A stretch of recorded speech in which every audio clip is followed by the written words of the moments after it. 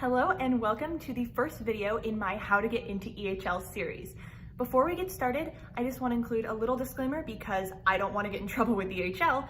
So I just wanted to say that none of the information or anything shared in this video is condoned by or made in association with EHL. This is being made of my own accord, and everything that I talk about is purely information that I've learned through my own personal experiences and research. And I'm just sharing it because I want to try and help future applicants feel less nervous and more prepared during their whole application journey. With all that being said, let's jump right into talking about the first step in the application process, which is the initial online application. This step is definitely the easiest in the whole process, and it's super straightforward and even tells you right on the application everything that you have to submit, and it's just documents and stuff. I'm going to link the application requirements webpage on the EHL website in the description box below in case you want to check that out. This step is pretty easy and straightforward, but there are a few tips and tricks that I would still like to share with you guys. The only parts of the initial application that I would consider kind of tricky are the essay, the English proficiency test, and the SAT or whatever equivalent test you have to take depending on your school system. I'm coming from the US, so for me it was the SAT. Odds are you won't be taking the SAT or equivalent test specifically for this application, but keep in mind that there are minimum score requirements to get into EHL, so keep that at the forefront of your mind when you are taking this test if EHL is a school that you're really interested in. I personally didn't have to take an English proficiency test because I'm coming from an English-speaking high school in the US, but if anybody has any questions on taking a test or the requirements or anything like that, feel free to leave me a question in the comments below and I can ask it to some of my friends who did have to take an English proficiency test, and hopefully I can help you out on a personal basis. For the essay, you're given some basic instructions, a word count, and 3 topic prompts, and you're told to choose one to write about.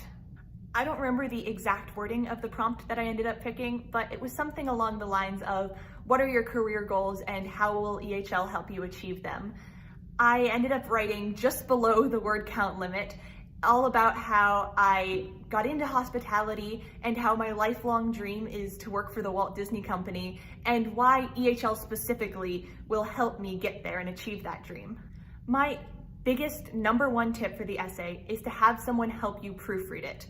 This is something that my high school teachers always stressed about any essay, but especially for college application essays, because schools get so many applicants, and a lot of the times 2 students will have the exact same qualifications. So whether or not you get into your dream school could come down to just the quality of your essay. So that's why it is super important to have someone help you edit it.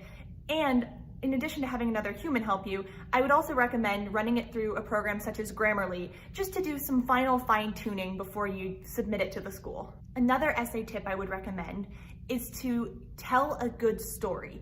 You want to engage your reader and keep them interested in your essay.